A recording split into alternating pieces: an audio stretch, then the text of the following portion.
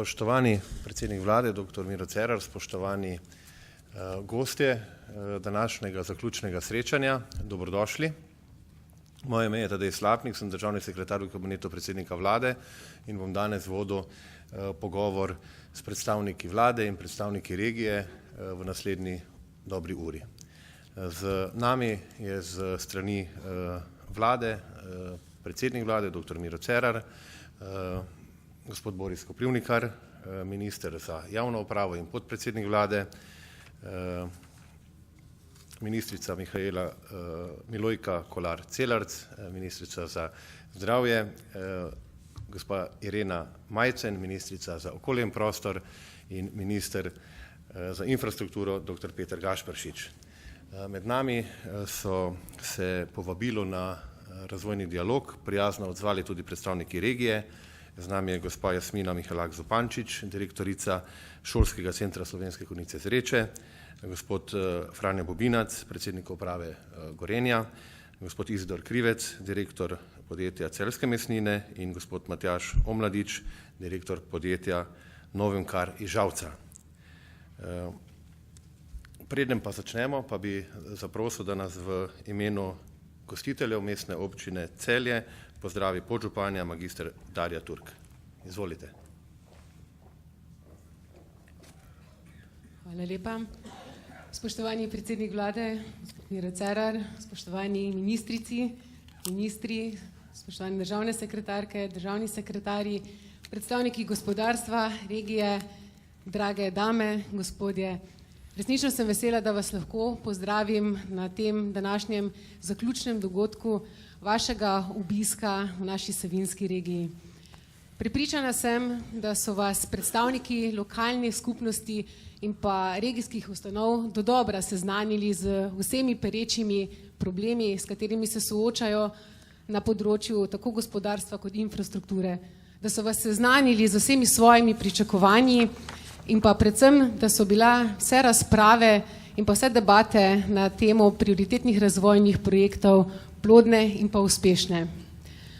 Upam, da ste v tem času vašega dvodnevnega obiska Savinjske regije tudi spoznali, da se naša regija sooča z resnimi in pa hudimi okoljskimi težavami in pa problemi. Problemi, ki jih lokalna skupnost kot taka sama ne zmore rešiti brez pomoči države.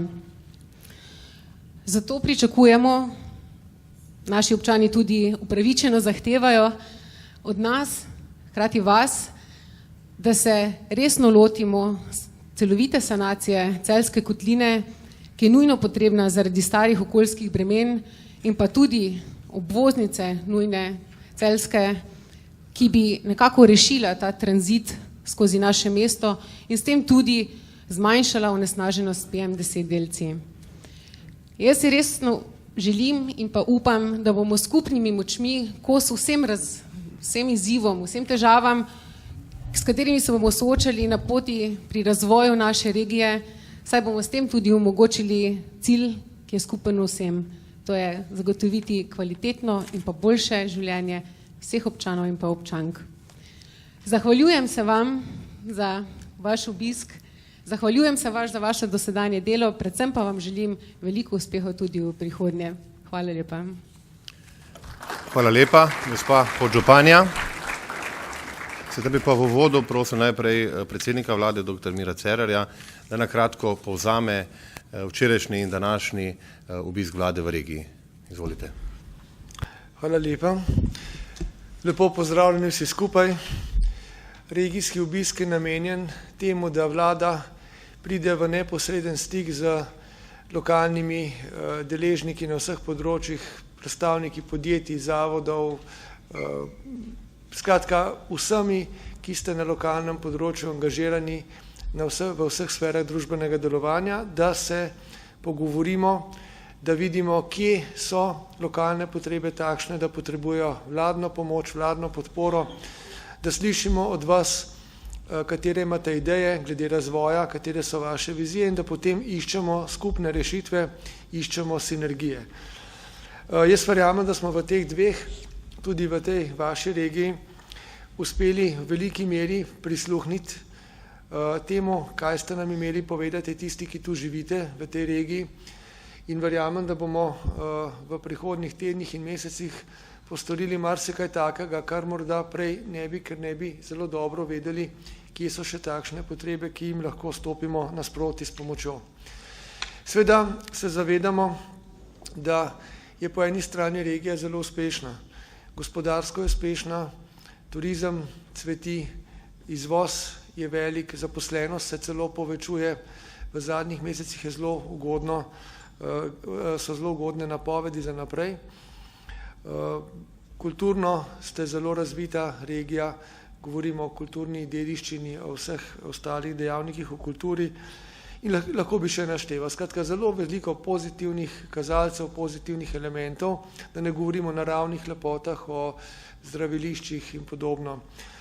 Po drugi strani se zavedamo, da so tu nekateri veliki izzivi, omenjena je bila okoljska problematika, s tem se seveda lahko samo strinjamo, tudi sam sem že v pogovorih z ministri še pred obiskom, pa tudi zdaj bomo v nadaljevanju načel te tematike večkrat in prepričan sem, da bomo v prihodnjih mesecih tudi skupaj z vami, predvsem pa tudi na vladni ravni iskali nadaljnje rešitve za to, da ta res stara okoljska bremena skušamo odpravljati, zapirati ta poglavja naše neslavne, bi rekel, zgodovine na tem področju.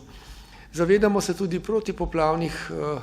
pomena protipoplavnih ukrepov, še posebej konec aprila smo bili spet soočeni v tem vašem delu ob Savinji z določenimi manjšimi poplavami, ki pa so naredile škodo oziroma spet prestrašile ljudi.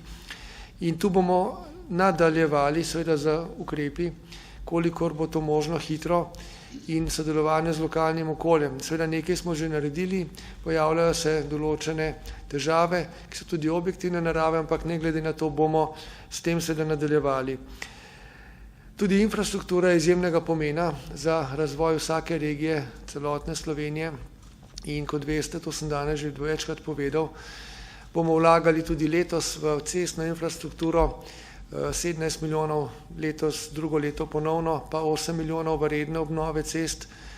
O tem bo morda več minister povedal, zato so tudi tu nekateri ministri, da bodo ta vprašanja naslovili.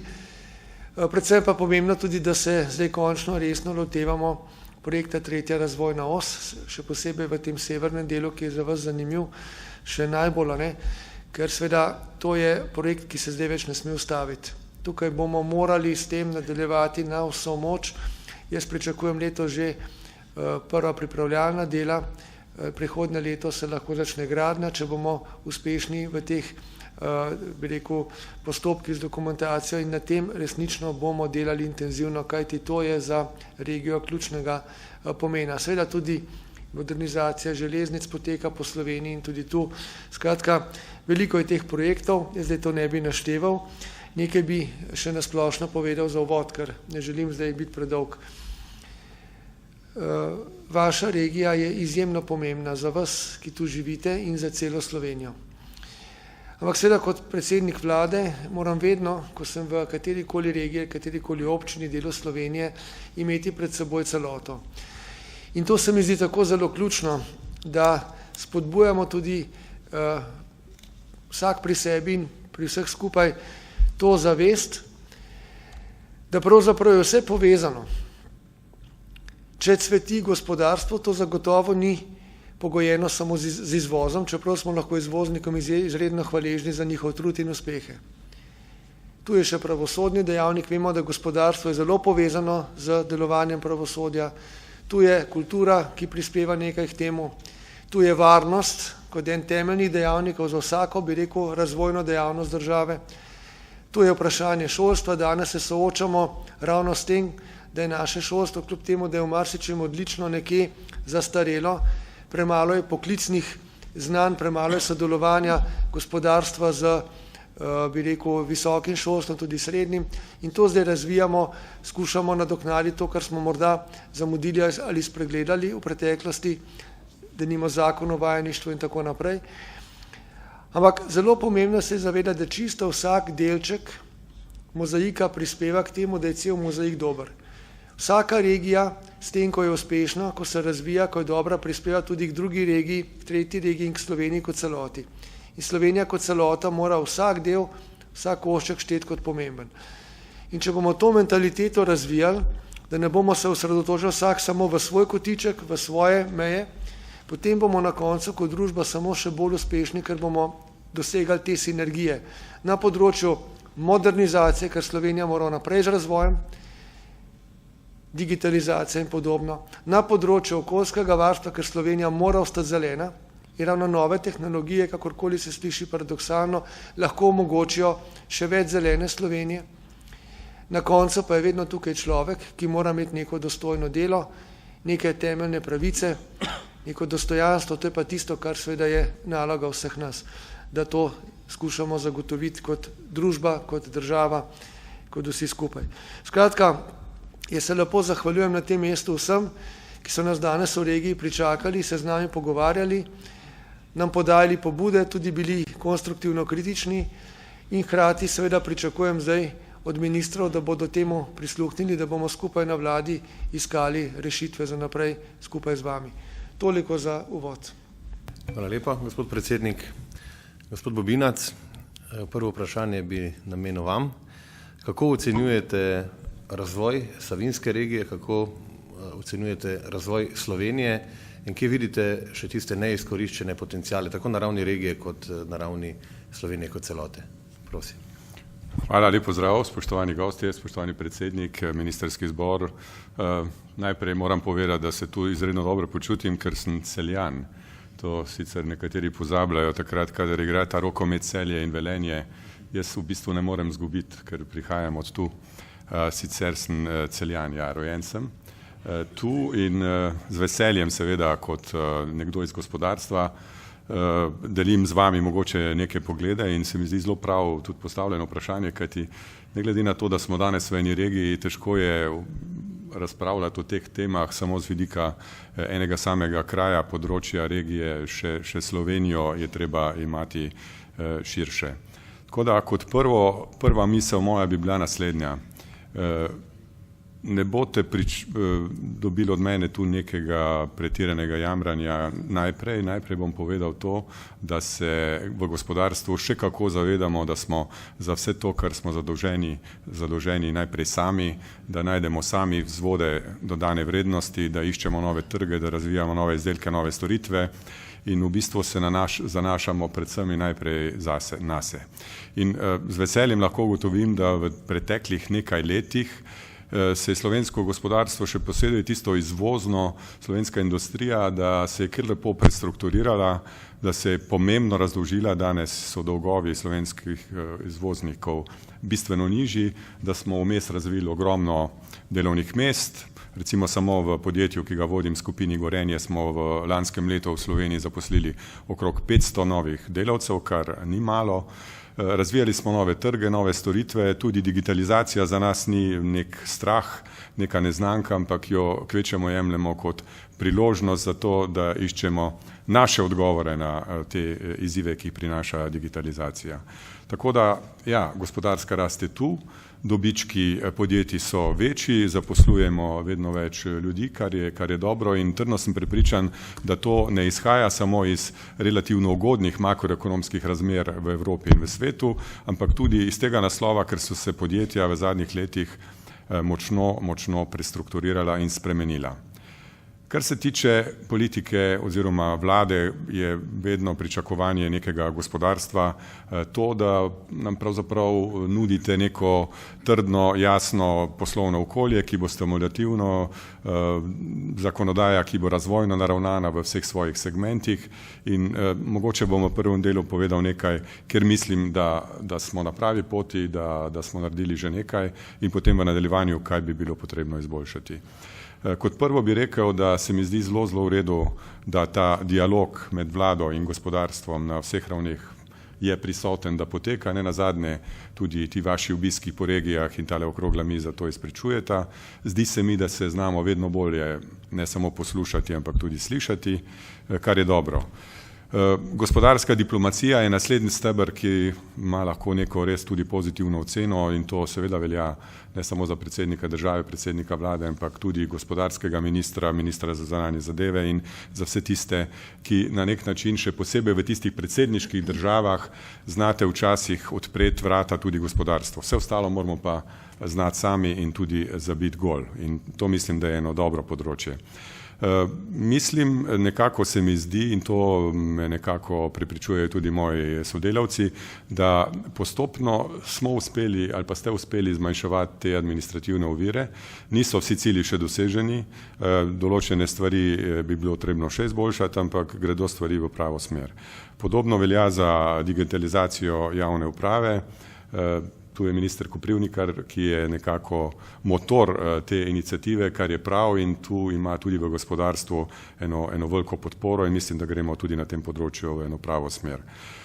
Moram reči, da je moje osebno razmišljanje to, da z neko simpatijo gledam tudi, ko se vlada včasih hitro in zelo pragmatično odziva na nekatere čisto konkretne izzive, pa naj bo ime Magna, naj bo ime Yaskawa, naj bo ime temu, če hočete, tudi Cimos ali pa Mercator. Ja, mimogrede, pri Mercatorju bi jaz prosil, da tisti, ki ste za to zadolženi, da si zelo konkretno zabeležimo, da poleg seveda tega izrednega člana uprave, kar je bila poteza, za katero ste se odločili in verjetno, da je prava, da se ne bi zgodilo, da bi recimo SID banka, SID PKZ kot razvojna banka, vemo zakaj jo imamo, da bi iz določenih razlogov začela zmanjševati limite za zavarovanje terjatev pri Mercatorju, kajti v tem primeru imamo lahko vsi dobavitelji, pa ne samo živilska industrija, ampak tudi vsi ostali, ki dobavljamo Mercatorju, velike probleme. Tako da to je drugi del zgodbe, ni dovolj imeti člana uprave, moja pobuda bi bila, da resnično na nek način najdemo zakonsko podlago za to, da bi se ta zavarovalna kritja SID-a PKZ do določene mere korigirala na ta način, da ne bi v bistvu mi, ki prodajamo njim, ostali brez tega. Če nadaljujem, strinjam se, da ste se znali kot vlada hitro organizirati tudi za drugi tir, pa tretjo razvojno os smo končno dočakali minister, ja, državni prostorski načrt. Zdaj pa mislim, da je treba iti naprej, kajti ne sme ta cesta biti razlog za to, da se bo selilo Gorenje kam v druge države ali pa kakšna druga podjetja.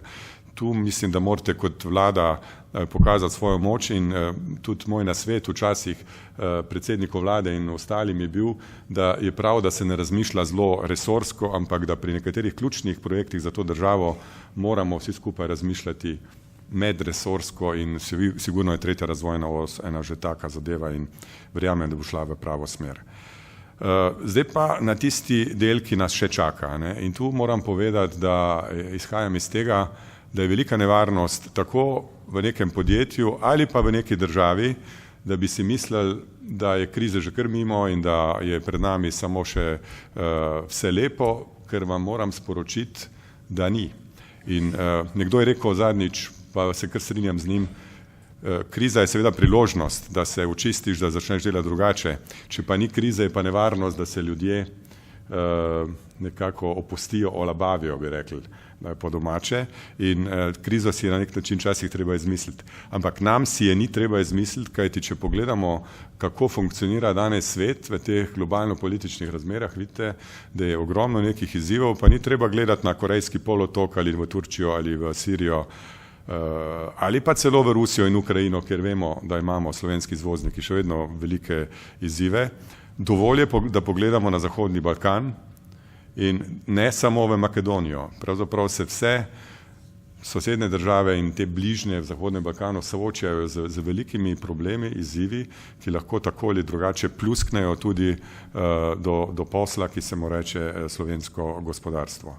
Tako da te razmere so zaostrene in če k temu dodamo begunsko problematiko, problematiko terorizma, problematiko ne nazadnje tudi cen energentov, repromaterialov in tako naprej, vidimo, da so izzivi zelo, zelo veliki. Tako da resnično v imenu slovenskega največjega industrijskega podjetja, ki se mu reče Gorenje in ki je poleg Krke tudi slovenski največji izvoznik, bi apeliral na vlado, da ni čas za to, da bi delili kakršnekoli pretirane bonitete, ampak enostavno je treba zagrist v strukturne reforme, nadaljevati za zdravstveno, pokojninsko, verjetno narediti čim prej tudi drugi korak na področju davčne reforme, ki je bila seveda korak v pravo smer, ampak absolutno premajhen.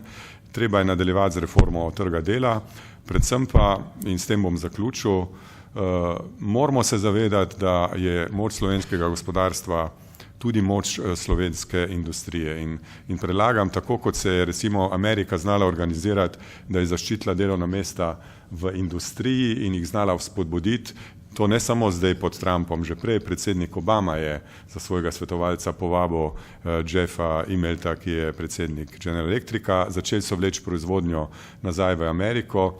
In industrijska proizvodnja je ključ tudi za Evropo. Ni dovolj, da samo govorimo o nekih storitvah. Trdno sem prepričan, da tudi digitalizacija bo pomenila samo to, da bodo produkti, ki bo delala, zakaj pa ne slovenska industrija, bodo drugačni. Avtomobili bodo samostojno vozeči, naše elektronske naprave za dom bodo drugačne, s hladilnikom se bomo pogovarjali, izmeril nam bo pritisk, naročil nam bo vse tisto, kar je treba, seveda od pravih proizvajalcev mesnin ali pa v pravem trgovskem centru, ampak hladilnik bo seveda Gorenje.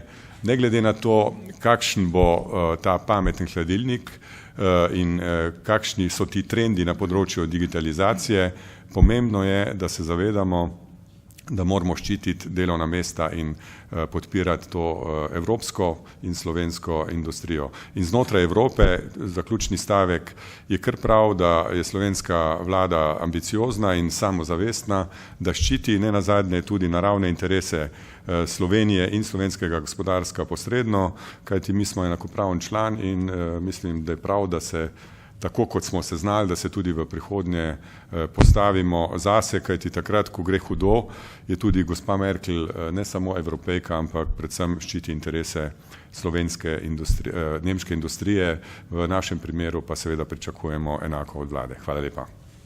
Hvala lepa. Ja, aplauz. Gospod Bobinec je že dal nastavek gospodu Krivcu za naslednjo vprašanje. Jaz bi tu prosil vse govornike, da se na 4 do 5 minut omejite, ker nas čas precej preganja. Gospod Krivec, vaše podjetje je precej vpeto v Celje kot občino, kot tudi Savinjsko regijo, Slovenijo kot celoto. Kakšni so vaši nasveti, kakšni so vaši pogledi, s katerimi ukrepi bi lahko vlada še dodatno prispevala k tako gospodarskemu razvoju, kot na splošno izboljšanju kvalitete bivanja, tako v regiji kot Sloveniji? Ja, lepo pozdravljeni. Jaz bi najprej dal nasvet gospodu Bobincu, da bi delal pametni hladilnik, ki bo naročeval samo slovenske izdelke. Pa ni treba se z dežela ali pa z Radgonskih goric, ampak samo, da so slovenski. S tem bomo seveda najbolj pomagali sami sebi. Ker pa se tiče seveda, kaj bi svetoval vladi, težko je kaj povedati po takšnem predgovorniku, kot je bil Franjo, ker je praktično povedal veliko oziroma vse. Bi pa seveda dodal neke stvari, ki pa seveda so, bom rekel, bolj novodobni problemi. O strukturnih reformah nima smisla govoriti, to ponavljamo skozi. Zadeve so napredujejo, enako se strinjam, da bi bilo treba narediti korak 2 v smeri te davčne zakonodaje, sploh, da bi razbremenili tiste razrede plačilne, ki so povezani z kadri, ki največ prinašajo, to je tehnološkimi kadri, ki nam pa zdaj pač bežijo v tujino. Se pa seveda delovno intenzivna panoga v zadnje čase srečuje z hudim problemom. Res je, rastemo, gospodarski kazalci so spodbudni, vendar se bojim, da bodo zaradi enega problema se bo razvoj lahko tudi ustavi. Največji problem, ki ga danes srečujemo v tej naših panogi in tudi naši regiji, je, da nam je začelo kronično primanjkovati delovne sile. Kljub 90 tisoč brezposlih ali 93 tisoč brezposelnih. V celjskem bazenu rabimo nekaj tisoč delavcev, ki jih nažal ne moremo dobiti. Po drugi strani zaradi statistike, kot je pač ta še vedno visoka brezposelnost, čeprav se je drastično zmanjšala, ne dobimo tudi ustreznih delovnih dovoljenj, ki bi nam omogočale pač normalno delo in rast in razvoj. Veliko je denarja, ki ga je danes na razpolago za nepovratna sredstva, kar je seveda izjemno dobro, vendar nam vse to in tudi kapital, denar je dosegljiv, kar je tudi ena od dobrih zadev, ki jih je pač v tem mandatu vlada naredila, da se dostop do denarja in tudi sama cena denarja bistveno zmanjšala. Je pa seveda, da razvoj, če ne bo imel ustrezne kvalificirane in tudi osnovne delovne sile, bo ustavil. Jaz mislim, da je, če pozabimo vse reforme do konca mandata, je pa verjetno čas, da aktiviramo delovno silo, ki je še vedno na Zavodu za zaposlovanje in tam je vsaj 50.000 takšnih, ki bi lahko delalo, pa noče delati. In glavni izziv, po mojem, nas bodoče bo, kako najti delovno silo, izziv vlade je pa, kako nam tu pomagati, da pravzaprav bomo, ali pa da ne delo ne bo stimulirano, treba bo prevetriti socialne transferje in pa tiste, ki se danes skrivajo po borzah, pravzaprav od tam tudi odpraviti.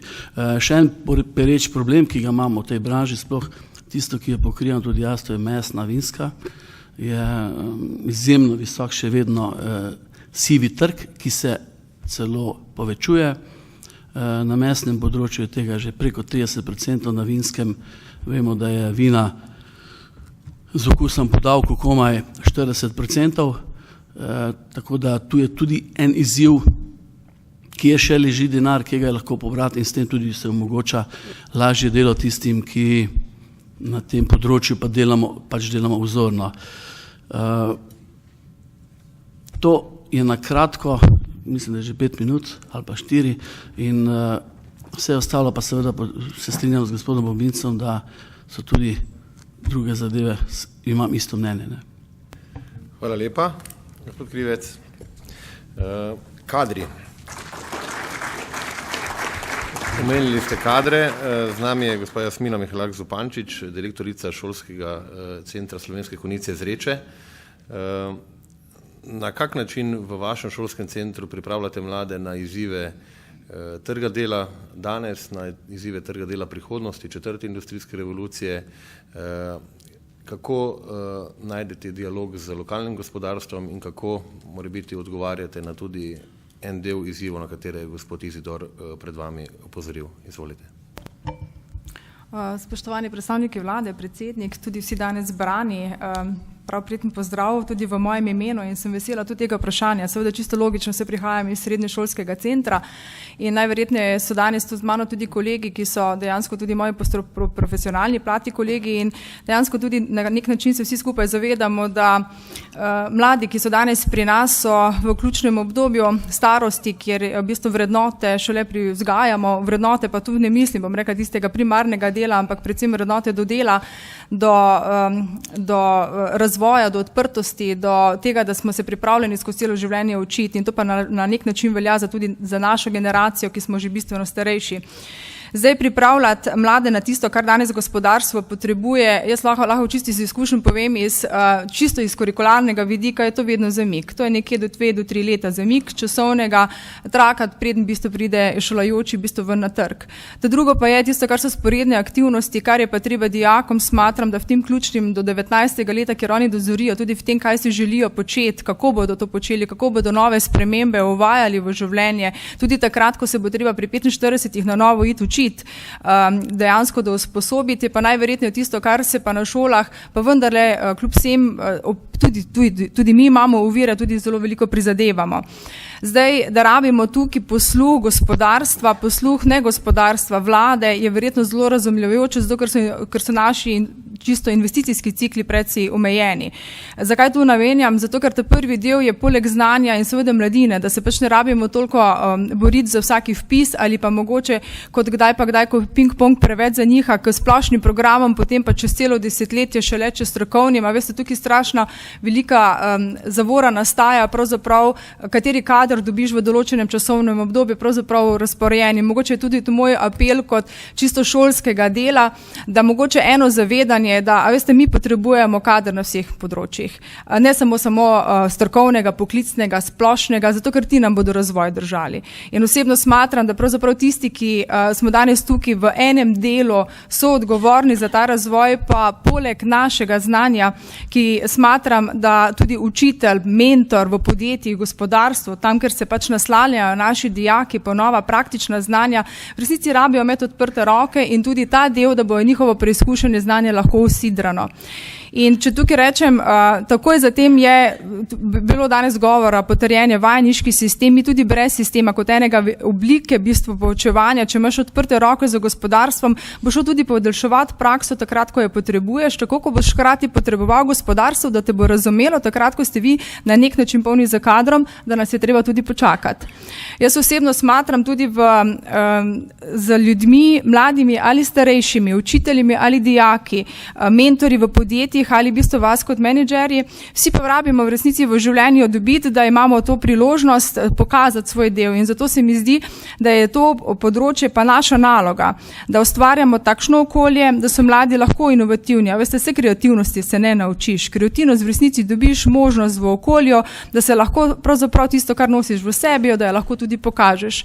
Zdaj, to je bilo vprašanje, kako pa mi na šolskem centru delamo mogoče s tem, mogoče nam je v tem trenutku zelo velik izziv prav pridobljena možnost sodelovanja na enem večjem razpisu učnega izdelovalnega laboratorija. Kot vse šole imamo tudi mi že praktično delavnico zelo bogato opremljeno, v resnici tudi industrijsko, pa hkrati mogoče že zdaj tudi za opremo, ki presega v tisti del 4.0 industrije, katerega se bomo tudi mi pod naši starosti potrebovali doučiti, dorazumeti, da je mogoče neko dodajanje, na drugi strani lahko odzemanje in je to mogoče osnovna energetska učinkovitost. Verjetno bo tudi naša generacija morala, bom rekla, doživeti ene spremembe tudi v miselnih vzorcih in mi smo ugotovili pravzaprav, da ko smo mladim dali opremo, ki jo mogoče tudi naši inštruktorji, učitelji ne znamo v popolnosti uporabiti, oni pa jo in potrebujejo v resnici samo sistemsko podporo, da lahko to svoje znanje izpilijo. Tudi ne pričakujem, da bomo znali vse generacije odgovarjati na potrebe mladih, tudi šolajočih ne, ampak da jih bomo pa znali, bom rekla, na odprtega razmišljanja naučiti in s tem mogoče največ pridjati tudi vašemu gospodarstvu oziroma našemu skupnemu. Jaz bi še mogoče ob zaključku se želela pa vendarle na nek način zahvaliti vsem, zaradi tega, ker tako kot gospodarstvo ali tudi ne gospodarstvo potrebuje kader, veste, tudi na šolstvu ga. In ta prehod, da je iz kadrov zaposlenih v gospodarstvo možen prehod tudi v šolstvo, mogoče tudi treba kdaj kakšno zagato, ki je administrativne ovire, mogoče tudi izobrazbene, zato spustiti, zato, da bomo lahko presegli določen korak, ki je sicer v sami izobraževalni strukturi težje. Enako pa velja v drugi smeri. Učitelj, ki je mogoče 20-30 let v istem strukturi, morate razumeti, da verjetno tudi za njega zelo težko prestopiti danes v 4.0. Danes, kdo si od vas pravzaprav bi upal iti stiskati 3D nekaj na printerju. Danes ga vsi govorimo o tem, ampak bodimo roke, če vzdignemo gor, nobeden od nas verjetno ne ve, kako s tem delati. Tako približno je bilo pred 20 leti za mobiteli, danes smo ga pa v bistvu 120 aplikacij vsak od nas na telefonu. Mladi danes nam pa s tem pokažejo, kako se z vezjem uredi pravzaprav energetska učinkovitost pri nas na gimnazijskem delu. Mali projekt, katerega pravzaprav pred to opremo in navezavo z gospodarstvom niti videli nismo, da ga bomo spodbudili. Z vidika šolstva bi pa še mogoče eno stvar se dotaknila. Takrat, ko je dovolj velik apel gospodarstva in šolstva, da se potrebujejo nova znanja, novi poklici, takrat pa mi pričakujemo pravzaprav, da se nas tudi ze strani vlade s tem podpre. Jaz verjamem, da je včasih zelo težko vzdrževati določen poklicni profil, ko gre za malo število. Ampak vse Slovencev nas je malo, veste, in če ne bomo tisto znali omogočiti, potem tak je vseeno, se pa zdaj pogovarjamo o številki 7, 17 ali mogoče 7000, ne vem, za nekoga je pač to meja, ampak želim s tem povedati, mogoče se na dolgi rok ne bomo potem obadali s tem, da nam določeni poklici zamirajo prehitro, novi pa ne dovolj hitro vstopajo. In tukaj je en posluh tudi pri novih poklicnih profilih, ki jih gospodarstvo danes potrebuje, tisti, ki so že na trgu in tudi tisti, ki jih bomo verjetno čez 10 let se strojočali. Hvala vam. Hvala lepa. Gospod Matjaž Omladič, direktor podjetja Novemkar. Kako vidite konkretno vlogo vlade pri spodbujanju investicij slovenskih, tujih v slovenska podjetja in kakšna je vaša izkušnja vašega podjetja na tem področju? Hvala. Najprej lep pozdrav vsem skupaj. Vesel sem, da sem lahko danes dobil to možnost slišati še moje kolege iz drugih delov gospodarstva in slišati pravzaprav enako zgodbo, kot jo tudi mi doživljamo v svoji niši avtomobilske industrije, tudi pri gospodu Krivcu, tudi v šolstvu in tudi pri gospodu Bobinacu so popolnoma enaki problemi, enake razmišljanja in pravzaprav enaki odgovori na ta razmišljanja. Tako da jaz bom poskušal pravzaprav nadgraditi vso to razmišljanje z praktičnim primerom, kako smo se v novemu pripravili oziroma kako smo uspeli zgodbo, ki ni bila ravno rožnata pred dobrimi 5 leti, zgodbo skoraj da o neuspehu preobrniti v zgodbo o uspehu, ne nazadnje tudi s pomočjo države. Beseda dve o novemu. Novem je lokacija v Sloveniji že nekje od leta 1989, takrat se je ta zgodba tu v Sloveniji začela, v Žalcu. Že takrat dela avtomobilske industrije, potem je ta zgodba rasla, imela vzpone in padce in če grem v ta moderni čas, zadnjih 5 let, smo del koncerna Novem, ki je najbolj prepoznaven dobavitelj na področju lesenih, aluminijastih, karbon dekorjev za avtomobilsko industrijo. Ta prestiž, ki ga vidite v avtomobilu, to pravzaprav prihaja v večini iz našega koncerna in skoraj da 15% svetovnega trga, oziroma zdaj ta delež pada zaradi ameriških naših sestrskih tovarn, ampak vendarle smo v Žalcu še vedno precej močen, prepoznaven dobavitelj v tej niši. Audi, Mercedes, BMW, to so naši ključni kupci. In ta zgodba pravzaprav je bila leta 2012 pred polomom. 2012 je prišlo do menjave naših lastnikov pri naši mami.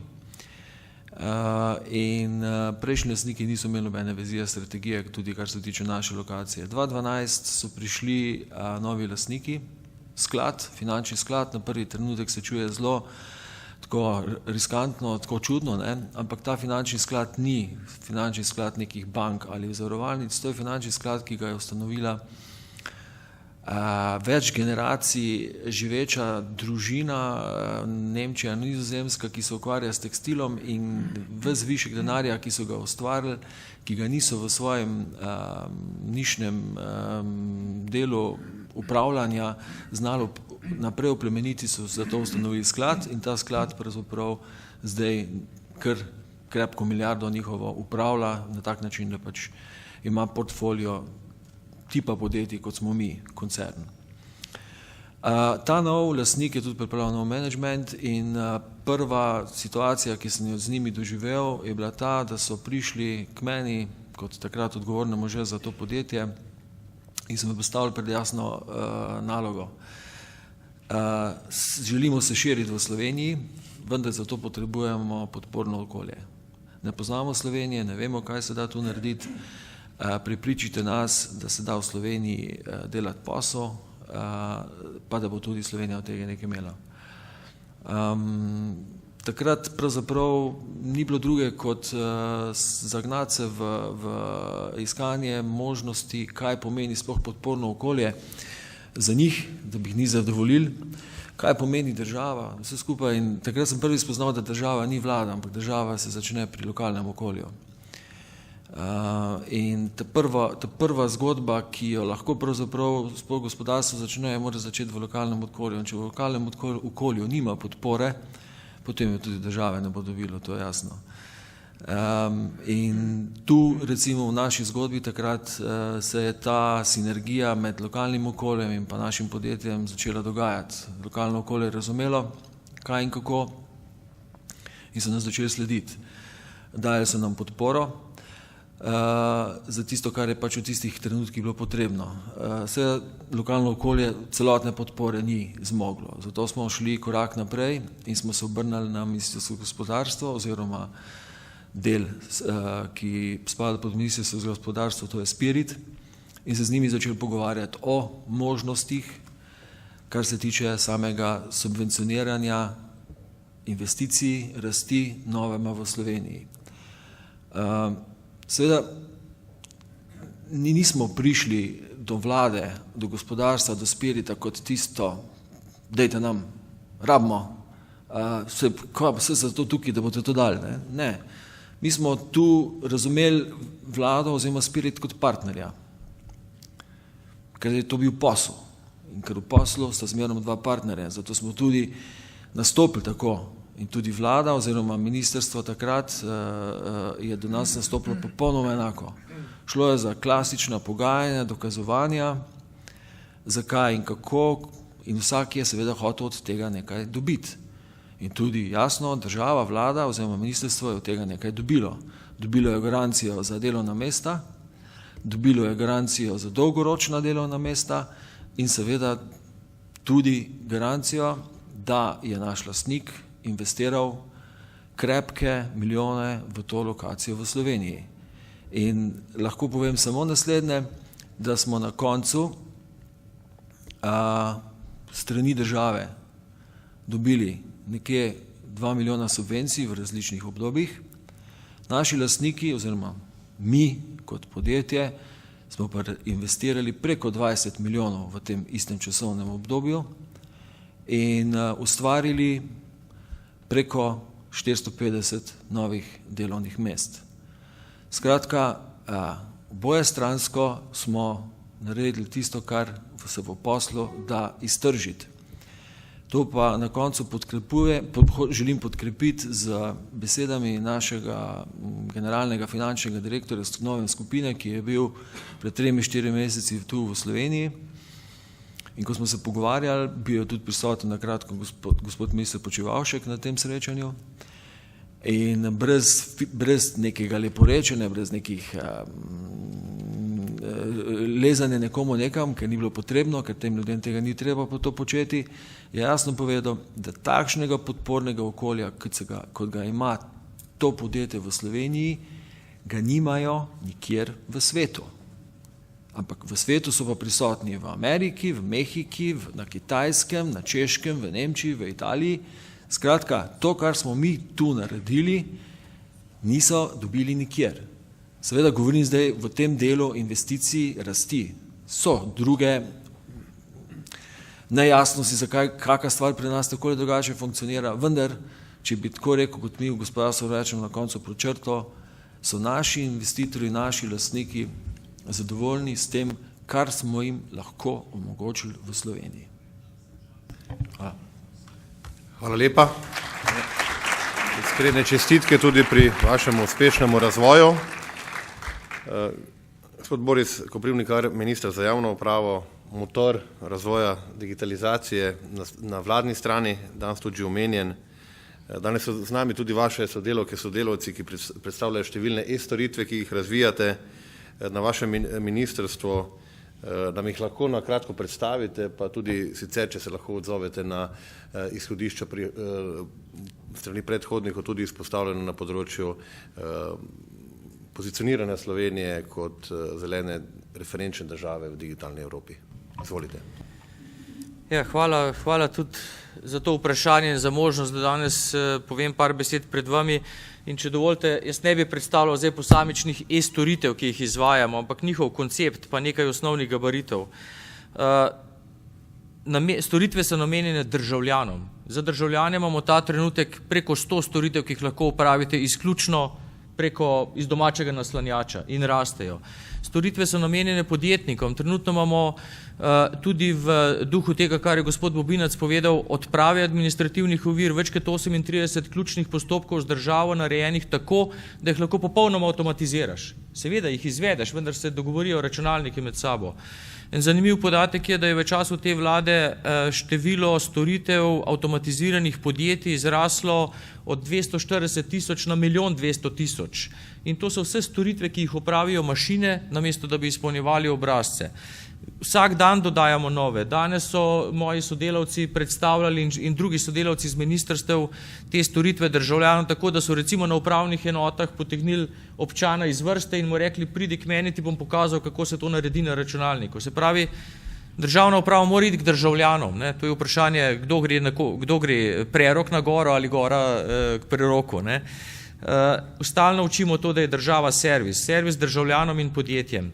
To je ključno. Ključno je tudi v tej smeri, ko govorimo o racionalizacijah, ko iščemo, kako racionalno porabljati državna sredstva, ko ne nazadnje ukinjamo nekatere državne organe na terenu, pa hkrati pazimo, kako jih nadomestiti z drugimi oblikami, vendar v ravnotežju, da država še vedno ostane, vedno z svojimi storitvami državljanom v vsakem trenutku na voljo. To je tisto ravnotežje, ki je zelo pomembno in to ravnotežje tudi usmerjamo v nek prihodnji razvoj digitalizacije, ki gre v duhu Slovenije, ki rečemo green, creative, smart ali, če želite, zelena referenčna država v digitalni Evropi, v digitalnem svetu. Ta digitalizacija mogoče včasih ni prav dobro razumljeno. Kolegica je prej govorila o izobraževanju, kako se spreminja. Poglejte, včasih smo se izobraževali, delali in šli v pokoj. Danes že praktično to poteka vsakodnevno. Mi se vsak dan izobražujemo. Včasih je tehnologija potrebovala 30-40 let, da se je uveljavila. Danes potrebuje 2, 3, 4 leta, da se uveljavi. Pravijo, da za tiste osnovnošolce, ki danes vstopajo v prvi razred, 60% delovnih mest še ne obstaja. To govorim zaradi tega, da si predstavljamo, kako strahovito hitro se ta svet že danes spreminja in kako strahovito hitreje se bo spreminjal v prihodnosti. Če želimo kot država našim državljanom omogočiti, da bomo te spremembe ne razumeli kot grožnjo, ampak kot je bilo rečeno, kot priložnost, potem moramo ustvariti to poslovno podporno okolje, o katerem je bilo govora. To podporno okolje pa sodelovalno okolje znanosti, podjetij, izobraževanja, civilne družbe in gospodarstva in države. In ta sinergija, ki se vzpostavlja pod to vlado, ki intenzivno deluje, ko vsakodnevno izmenjujemo izkušnje, je tisti ključ podpornega okolja, ki ne nazadnje tudi privablja vedno bolj zahtevne tuje investitorje.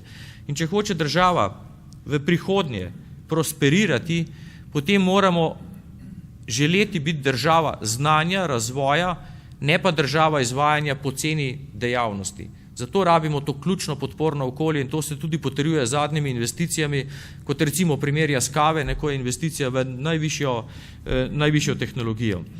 To je ključno in prav pred kratkim sem prebral en članek zanimiv, ki pravi, kje je bistvo problema razvoja teh sodobnih družb.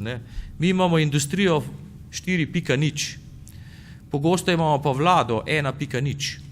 In to je tista naloga, ki jo mi moramo narediti. Kako pospešeno spremeniti funkcioniranje, odzivanje, reakcijo vladnih služb, vladnih organov, podpornih dejavnosti, da bodo hitreje reagirali na te potrebe.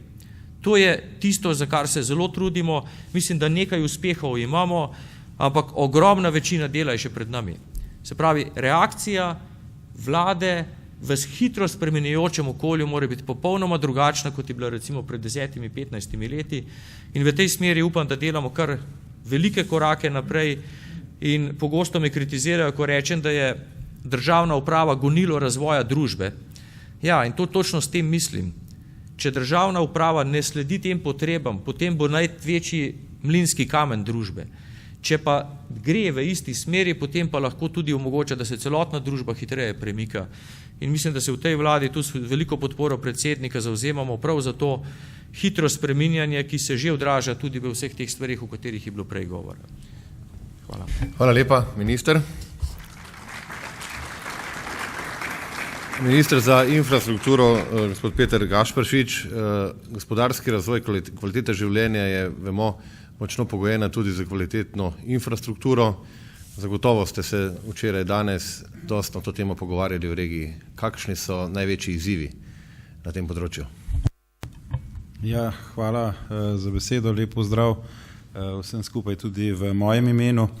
Nedvomno je infrastruktura zelo pomembna za delovanje gospodarstva, za njegov uspešen razvoj in tega se ta vlada zelo dobro zaveda. In kot tak ključni projekt v tej regiji je seveda tudi tretja razvojna os, danes je bila že omenjena. To je en pomembnejših projektov te vlade. Ta vlada ga je tudi pravzaprav na nek način premaknila z mrtve točke, v kateri se je projekt nahajal. Vi veste, da še do letošnjega leta je manjkal ključni odsek od avtoceste do Velenja, ki ni bil umeščen v prostor. To je od začetka letošnjega leta torej urejeno in sedaj lahko pravzaprav ta celoten odsek vse od avtoceste do Velenja in naprej tudi do Slovenj Gradca torej premaknemo, smo ga premaknili v investicijsko fazo. To pomeni, da se lahko začele intenzivno aktivnosti na pripravi projektne dokumentacije, na pridobivanju zemljišča, tako da bo, kot je že napovedal predsednik, da bomo lahko še v letošnjem letu začeli s temi pripravljalnimi deli, s parcelacijami, z odkupi zemljišč in v prihodnem letu, da se pridobijo gradbena dovoljenja in potem čim hitreje tudi steče gradnja. Sredstva za to pomembno investicijo so za te pripravljalna dela pravzaprav zagotovljena, to je zagotavlja jih družba DARS. Prav tako tudi v nadaljevanju za samo gradnjo bo družba DARS zagotovila vse potrebno, da bo ta investicija v potrebni dinamiki lahko tekla. Investicija se bo obravnavala enakovredno na celotni potezi, takoj v celoti se bo tudi izvajala in gradila kot 4-pasovnica. To je zelo pomembno, ker na DARS-u je bila tudi opravljena študija, ali bi morda bilo bolj smotrno s kakšno fazno gradnjo, bom rekel, prihraniti nekaj sredstev, tako da bi se v delu izvedla ta investicija kot 2-pasovnica, vendar so te študije pokazale, da pravzaprav tako za potrebe gospodarstva, za razvoj regije, kot tudi iz vidika logike celotne izvedbe investicije je najbolj smotrno, da se investicija takoj izvede kot 4-pasovnica, tako se bo tudi nadaljevala. To je nedvomno zelo pomemben projekt, ki bo ohranjal to potrebno kondicijo celotne regije, vse Koroška, Savinjsko-Saleška. Vreden je več kot dobrih 500 milijonov evrov, govorimo torej o investiciji, ki je po teži recimo najmanj za pol drugega tira, če tako bom rekel z temi pomembnejšimi projekti delamo primerjavo. Tako da tudi gradnja bo trajala predvidoma 3 do 4 leta. Jaz sem že ob svojih obiskih v regiji napovedoval, da računamo, da se bo v letu 2023, da se bodo že lahko po tej novi povezavi pripeljala vozila vse do Slovenj Gradca in jaz računam, da bo to, vsekakor bo ta vlada poskrbela, da se bo ta projekt začel in da bo tudi v teh rokih potem tudi dokončan, ker je prepomemben, da se to ne bi zgodilo. Jaz bi lahko, rad bi pravzaprav še povedal to, da je tej vladi uspelo tudi zelo povečati sredstva za investicije v cestno, tudi železniško infrastrukturo. Te investicije vemo, da so bile v času krize zelo podhranjene. To se je tudi poznalo na tem, da je recimo cestna infrastruktura zelo propadala, njeno stanje se je slabšalo. Ta vlada je to prepoznala kot nujen ukrep, da se ta trend ustavi, da se obrne torej investicije spet navzgor. To nam je uspelo, tako da v letošnjem letu vlagamo v ceste že blizu 200 milijonov evrov, tako investicijskega za investicije in investicijsko vzdrževanje, kot tudi redno vzdrževanje. To pomeni, da so te številke praktično več kot dvakrat večje, kot je bilo v času, bom rekel, teh najbolj suhih let, kjer so bile investicije krepko pod 100 milijoni evrov. Toliko spet za to, da vidimo, kakšni napredki so na tem področju bili narejeni. In če samo območje te regije, Savinjske regije, kjer smo danes na obisku, so ta sredstva, se pravi za investicije plus redno vzdrževanje, na nivojih približno 25 milijonov evrov letno. In vse to mislim, da se tudi že pozna na terenu. Jaz sem tudi danes obiskal kar nekaj lokacij, kjer smo predajali nove odseke v uporabo. Tako smo denimo v Žalcu slovesno obeležili dokončanje 2 pomembnih krožišč, ki sta v skupni vrednosti več kot 500 tisoč evrov, zelo pomembni za pretočnost, za varnost prometa.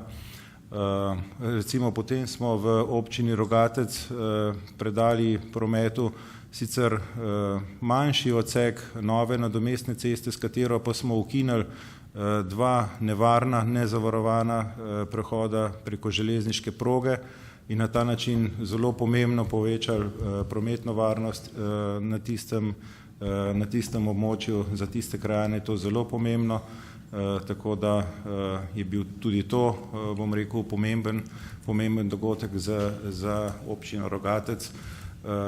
Ne nazadnje, potem smo v občini Šentjur podpisali sporazum o aktivnostih na pripravi in izvedbi investicije, zelo pomembne investicije, navezovalne ceste Dramlje-Šentjur. Jaz temu odseku na nek način pravim kot neke vrste razvojna os za območje Kozjanskega in Obsotelja.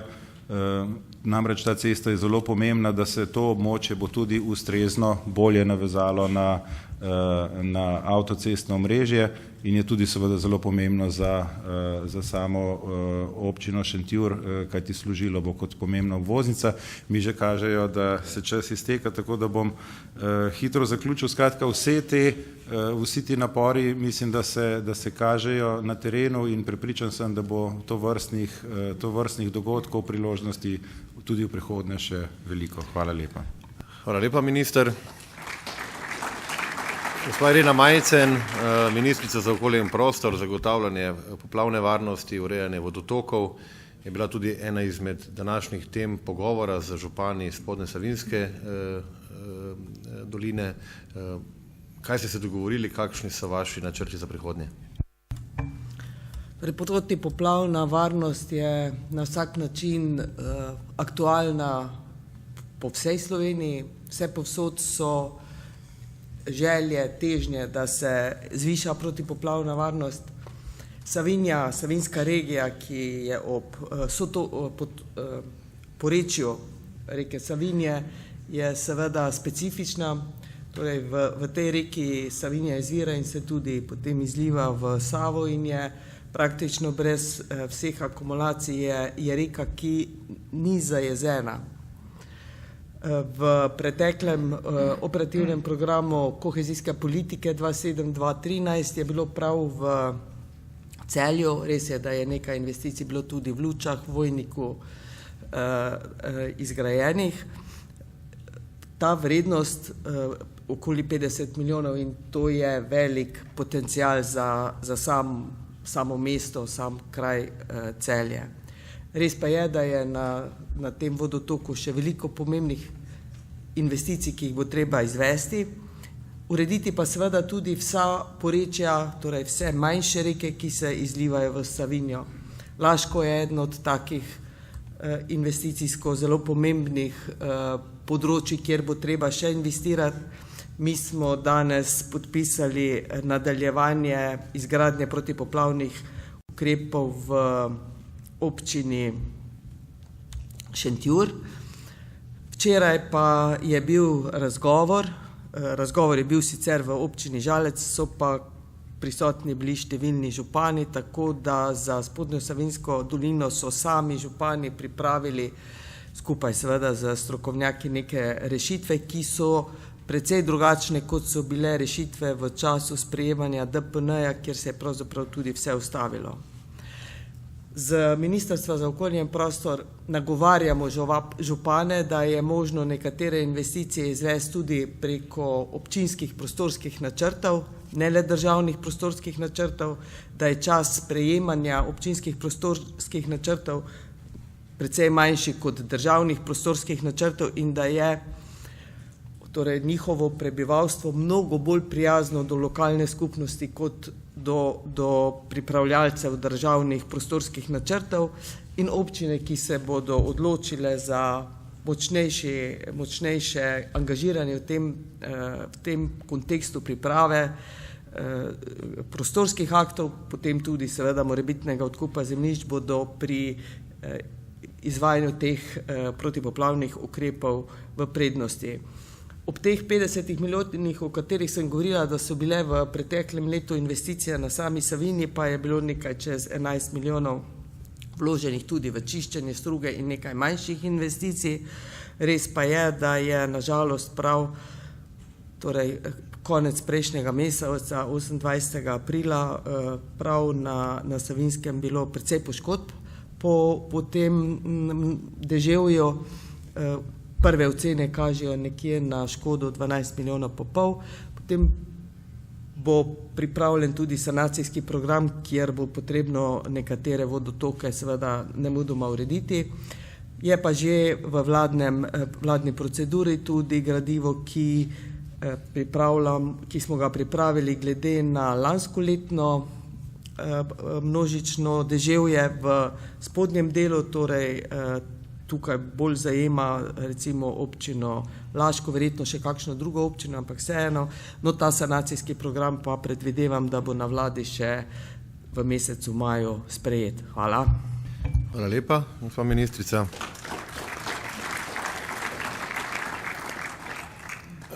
Gospa Kolar Celarc, ministrica za zdravje, ko smo včeraj v Velenju začenjali posvet o krožnem gospodarstvu, so nam tako predstavniki občine kot tudi občani povedali, da vas nestrpno pričakujejo. Kako lahko strnete na kratko, v 3-4 minutah, vaše vtise od včeraj in danes v Savinjski regiji? Prosim.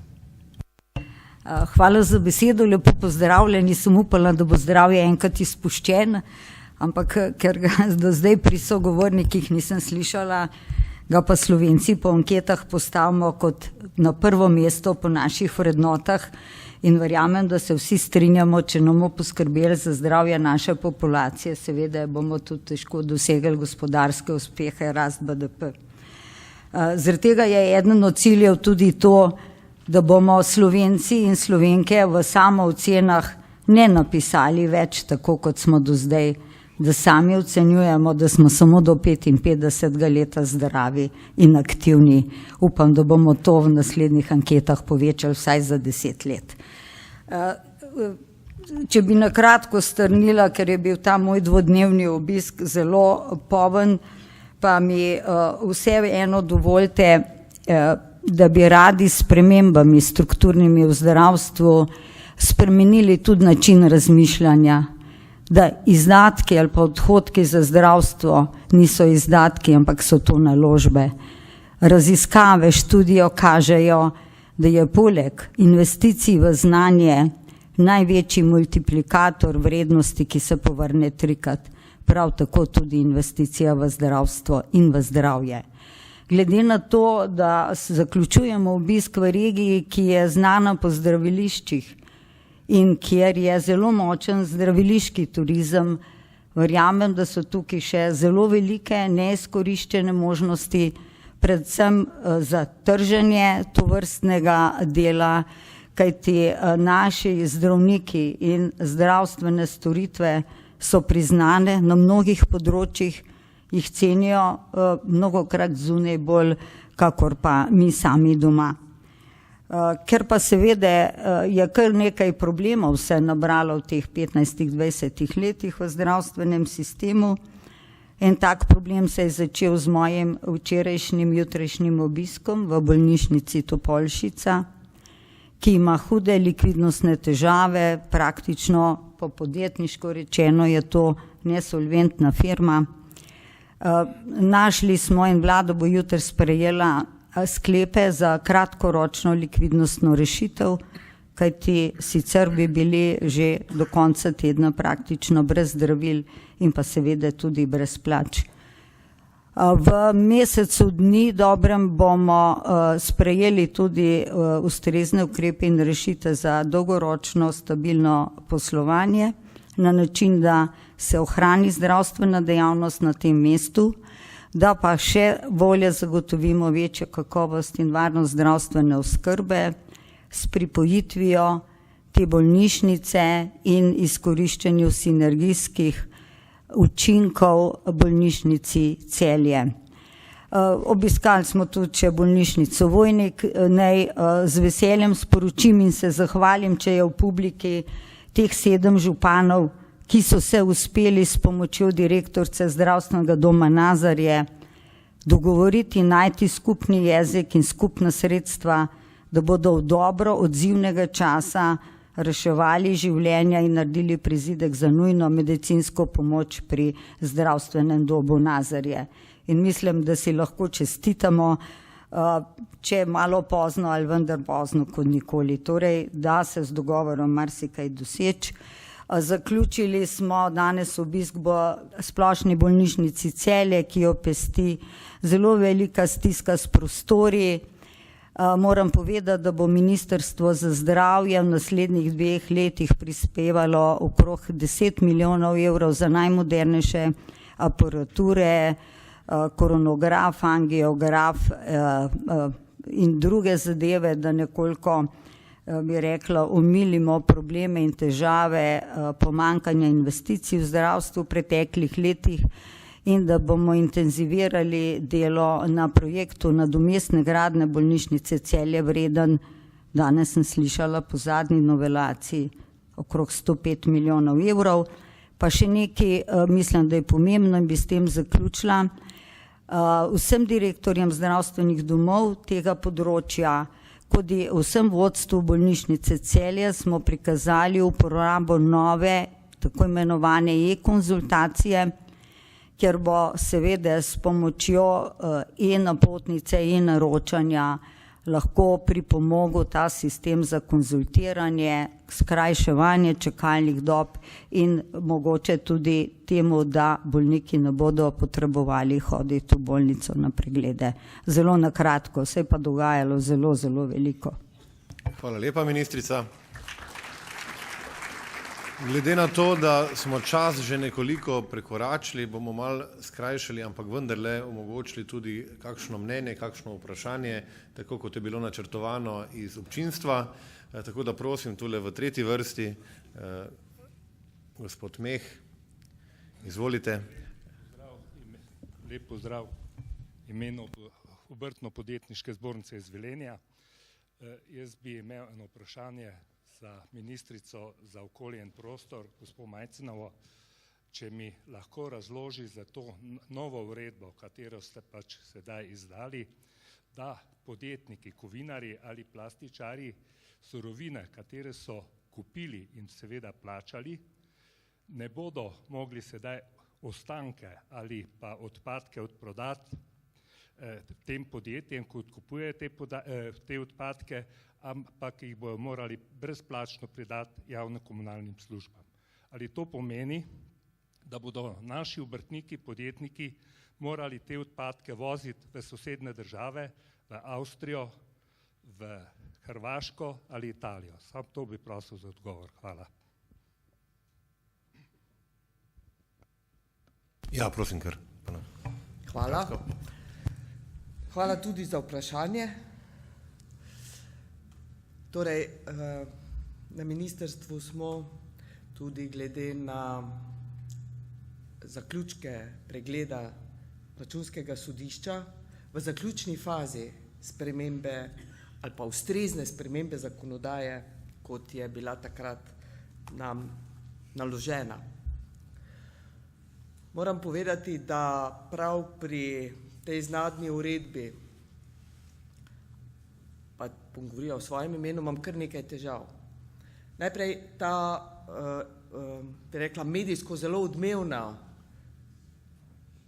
ideja, da ne bo več dovoljeno za šole, humanitarne organizacije zbiranje odpadne embalaže ali pa papirja. Zdaj jaz moram povedati pošteno, da to prav dovoljeno že zdaj ni bilo. Bilo je pravzaprav že sedaj nedovoljeno, pa če govorim za nas, Slovence, seveda nikomur ni niti slučajno prišlo na misel, da bi kaj okrog tega ukrepal.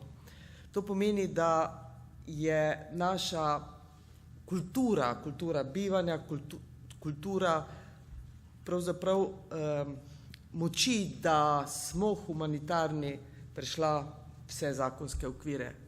Sedaj pa nam, da to prepovedujemo. Je pa res, da bomo prav to temo nagovorili v spremembi zakona o varstvu okolja, kajti taka tema, ki izvzema neka pravila, sodi v zakon o varstvu okolja in bomo pa sedaj pa striktno dovolili. Ampak že, priznam, do sedaj ni bilo dovoljeno. Ta uvod sem naredila zato, da bomo razumeli, da je na to uredbo veliko pripomb tudi zato, ker nekateri pa seveda želijo v tisti končni fazi doseči to, kar so dosegli leta 2013, da se uredba ni sprejela. Vprašanje, ki ste ga vi naslovili, bi sama obrnila tako.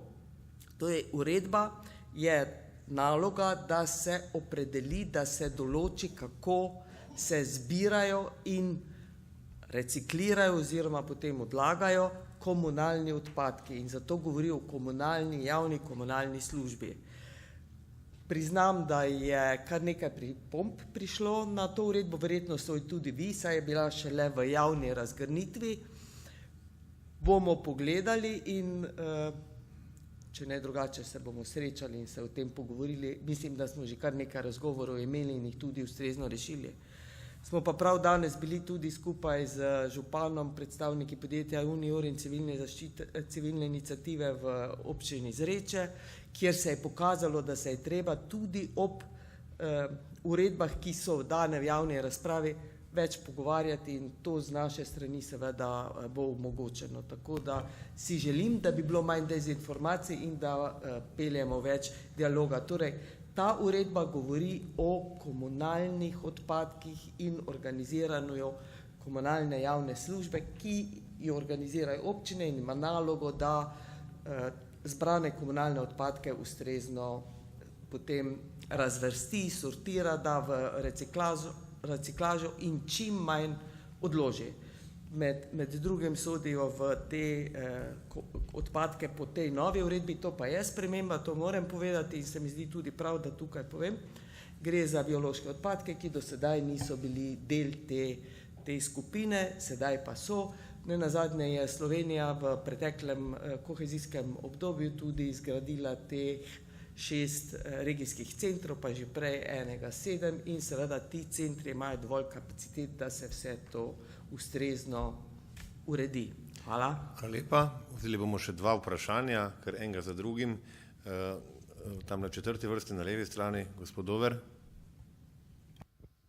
Prav lepo pozdrav tudi v mojem imenu. Prihajam iz javnega komunalnega podjetja Slovenske Konjice. Ne bom vas utrudil preveč, gospod predsednik vlade, pač pa bi izval gospoda Bobinca pa gospoda Krivca. Kaj menite, koliko bi vaš pameten hladilnik bil vreden ali pa vaša pametna klobasa, ki bi uporabljala pri proizvodnji pametno vodo iz plastenke? Vas, gospa Turk, bi pa v Celju ne pijete prave vode iz pipe, da gostom ponudite iz plastenke. In dal bi pobudo na vlado, da bi res morda pili vodo iz pipe in ker to ves narod gleda in tudi za zdravje bi bilo dobrodošlo, da bi predlagali vsaj 3 litre vode iz pipe spijte na dan, Slovenci pa v te 30% bolj zdravi. Hvala lepa. Hvala lepa. Ker sta naslovljena 2 sogovornika, bomo s tem tudi jih prosili, da odgovorite, da strneta in v nadaljevanju tudi predsednika vlade, da povzame današnji dialog in da se potem tudi ga zaključimo. Izvolite, gospod Bobinec. Vprašanje je bilo retorično, tako da ne zahteva odgovora. O konkretnih poslovnih priložnostih se bomo pa dogovorili tamle na klavici. Hvala za pobudo. Gospod Krivec. Zdaj, če je bilo to namenjeno bolj ekološki proizvodi ali kakorkoli že, ne, jaz mislim, da je današnja proizvodnja, ki jo delamo obrati, ki imamo vse IFE standarde, bolj ekološka kot marsikaj tistega, kar prihaja iz sivega trga, izpod kozovcev, garaž ali pa še kje. Ne. Hvala lepa. Kot rečeno, predsednik vlade, prosim, da z nekim povzetkom tudi strnete današnji dialog in da tudi zaključite današnjo srečanje. Izvolite. Hvala lepa, jaz sem za zanimanjem poslušal sogovornike, sem hvaležen predstavnikom, bi rekel, podjetništva, skratka gospodarske sfere, pa tudi vsem ostalim, ki smo jih danes slišali na terenu, če se tako izrazim, da so nam dali številne predloge, pobude, tudi kakšno kritiko podali, kjer je bilo to seveda potrebno in smiselno, pa tudi sem hvaležen, da smo slišali tudi kakšno pohvalo danes. Mislim, da je prav, da se med seboj Slovenci tudi pohvalimo, da si priznamo, da znamo in zmoremo in tega pravzaprav pogrešam predvsej v naši dragi domovini. In jaz vas res pozivam vse skupaj, da ne samo, da nadaljujemo s tem dialogom, jaz vam zagotavljam, da vlada bo delala naprej na vseh teh projektih in mnogih drugih, ki jih zdaj tukaj nismo predstavili, lahko je to kmetijstvo, lahko je to sodstvo, lahko je to sociala, lahko je to šolstvo, znanost, zdravje smo rekli in tako dalje. Skratka, ogromno je področij in izzivov, ampak česa si najbolj želim? Tega, da bi znali, tako kot se to že marsikaj dobro dogaja, sodelovati, tudi če je kritika, treba potem s sodelovanjem iskati rešitve in da bi znali biti samozavestni. Ne gledati samo na tisto polovico kozarca, ki je prazna, ampak tisto, ki smo jo napolnili Slovenci z uspehi, z dobrim delom v gospodarstvu, v drugih področjih življenja, tudi v politiki, ne nazadnje, povsod je kaj dobrega in povsod je kaj slabega. In danes Slovenija je država, ki si zelo hitro vrača nek mednarodni ugled in k temu pripomorejo praktično vsi gospodarstveniki, kulturniki, znanstveniki, športniki, ne nazadnje vsi tisti, ki se zavzemajo za internacionalizacijo gospodarstva, ki to Slovenijo kažejo svetu kot državo, ki zna, ki hoče naprej, ki je razvojno usmerjena, ki se ne zapira vase, ki pa je hkrati tudi varna, ki hkrati tudi skrbi za neko zdravje, ki skrbi za človeka. In jaz mislim, da na koncu in na začetku sta vedno človek, je vedno človek in ravno temu človeku v nas, drugemu dajmo dihati, dajmo si tudi malo več samozavesti, priznajmo, da nam marsikaj gre, tam, kjer pa ne, pa seveda iščemo rešitve. Tako da še enkrat hvala vsem iz regije, ki ste z nami ta 2 dni intenzivno sodelovali, ki ste nam prisluhnili. Jaz pa dajem zavezo, da bo vlada storila še več. Hvala lepa. Hvala lepa, gospod predsednik. Hvala lepa sogovornice, sogovorniki, hvala lepa udeleženci. Jaz vas vabim, da se še malo zadržimo tukaj, da še tudi med seboj spregovorimo, tudi na kakšno vprašanje odgovorimo, ki ga na tem podiumu nismo. Vam pa tudi sicer želim vse dobro danes večer in prihodnje. Hvala, da ste bili z nami.